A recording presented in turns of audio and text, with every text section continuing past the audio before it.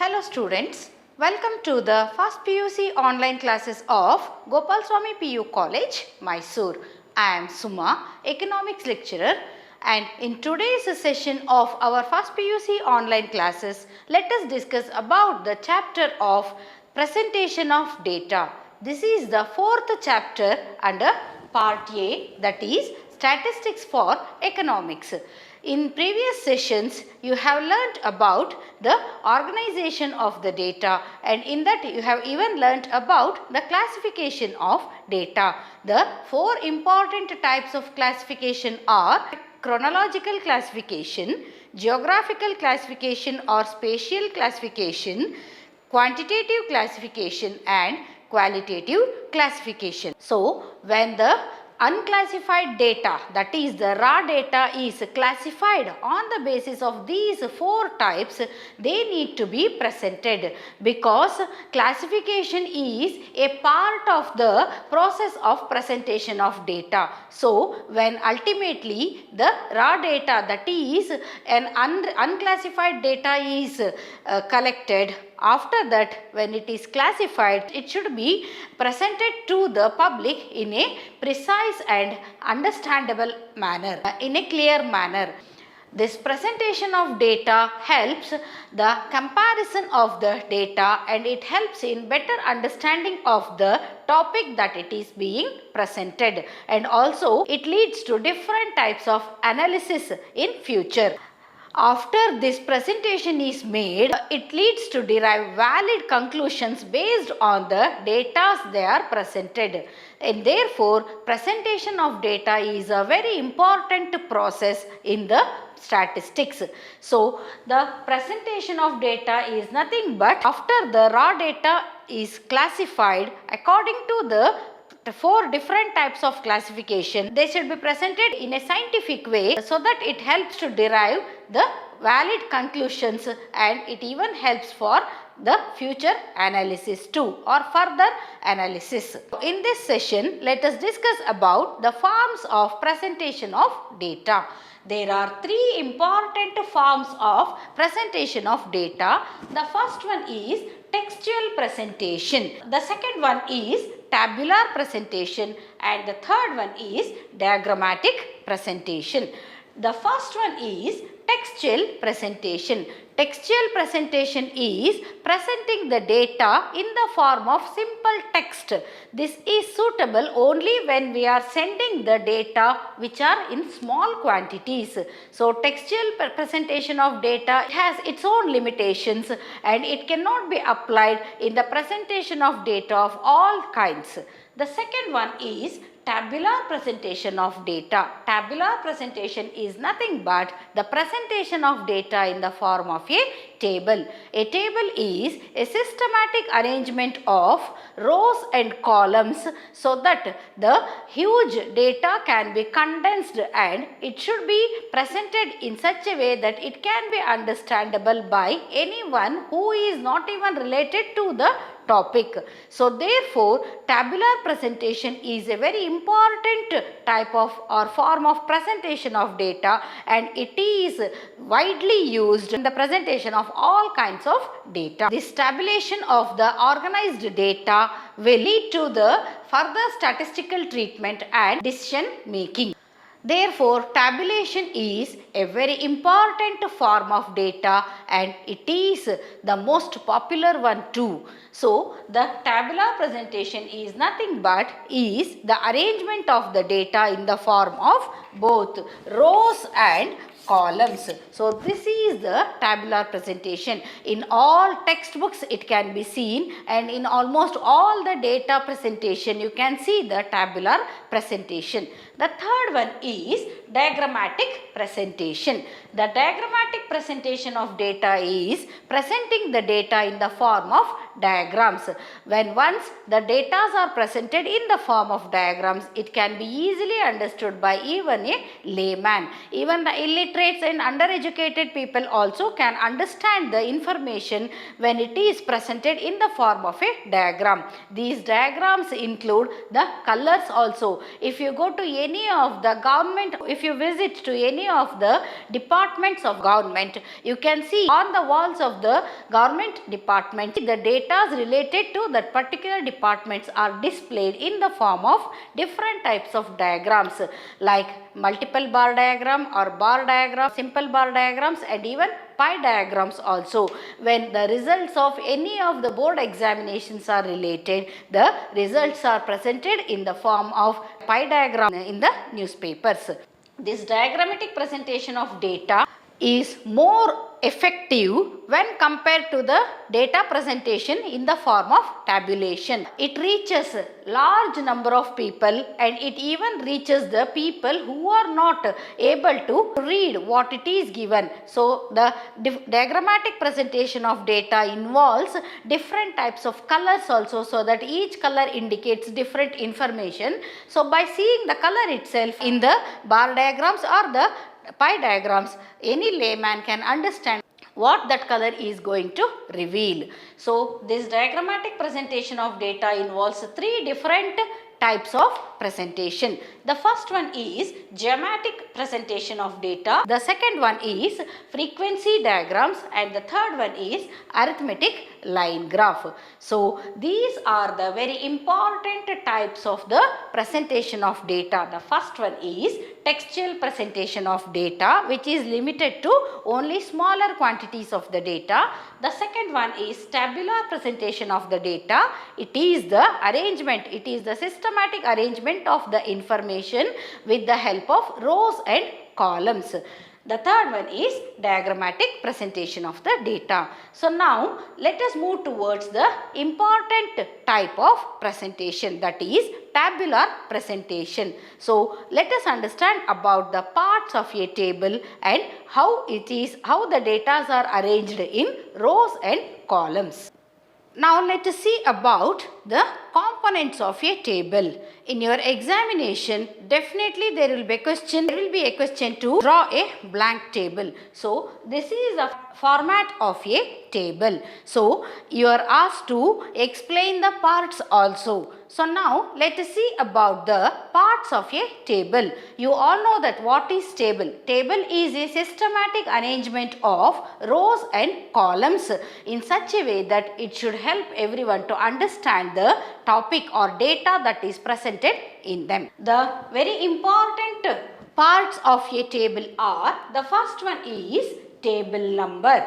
Table number is the first one. Second one is title of the table. Third one is captions or the column headings. The fourth one is stubs. They are the row headings. Then body of the table. This is a very important part of the table. Sixth one is head note. Seventh is source note. And the eighth one is footnote. So very important 8 parts of a table are the table number, table title, the stubs which are the headings of the rows, captions headings of the columns, head note, the body of the table, the footnote and source note. So first you should mention the parts of a table and you should draw a blank table and you have to explain each part of the table. The first one is table number. Every table has a unique number, an individual identity. So in your textbooks, if you see, there are lots of tables and each table has a different number. So it helps us to understand the uniqueness of that particular table and it facilitates easy identity of that table. The second one is title of the table. For example, if it is pertaining to the data related to the cultivation or the yield of wheat in a particular year in an area, then it is mentioned here. So what is the yield of the wheat in a area over a period of 10 years. The third one is head note. Head note is mentioned just below the title. This head note supplies you additional information. Usually this head note contains the unit of measurement. If the unit is rupees here, then it is mentioned here. It is mentioned here as rupees in crores, rupees in lakhs. lakhs, like that. So head note contains the details of the unit of measurement. Or if it is weight, if we have mentioned the weights of the students, then here we can say that weight in kilos, kilograms. So like this. The next one is stubs. Stub is the arrangement of the lines in a horizontal way. So these are called as the stubs. The arrangement of lines from left to right is called as stubs, and arrangement of lines from top to bottom, the arrangement of lines from top to bottom are called as the columns. So here A and B are called as the column lines because they are drawn from top to bottom, and C to D. For example, I am saying C and D like this. All these there are 1, 2, 3, 4, 5, 6 rows here. So you all know that a table is an arrangement of both rows and columns. So the stubs are the headings. We have taken this as an example for the yield of wheat in a particular year, in a particular area.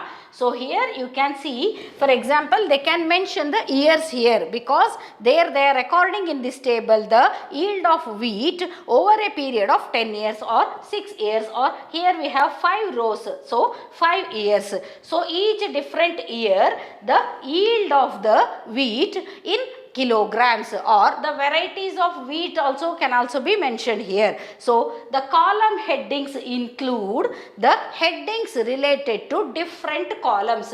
You can see here 1, 2, 3, 4, 5 columns. So 5 rows are there and 5 different columns are there. This is a table of 5 rows and 5 columns, and it is a systematical arrangement so that a bulk of data can be easily presented in a precise and concise manner, so that easily, without going into the details of the information of the yield of wheat in each and every year which is mentioned here, and also about the different types of the wheat, it is easily understandable through this table and it helps for a better understanding.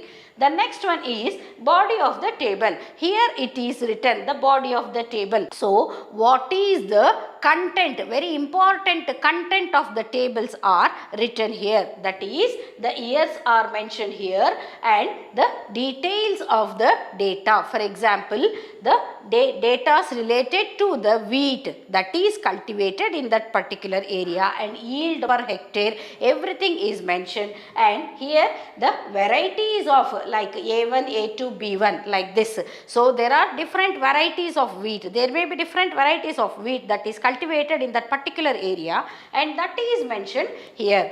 And this is, since this is a format of blank table, if you learn to write this, then you can easily score marks. And in most of the examination question papers it is repeated. The next one is footnote. This body of the table contains numerical informations also, and it also has the small descriptive informations also at times. The next part is source note. It is usually written at the left bottom of the table. This source note gives you information related to the source from which these details are extracted. So if the details that you find in your textbooks are extracted from another major books, from another source, then they have mentioned here about the source.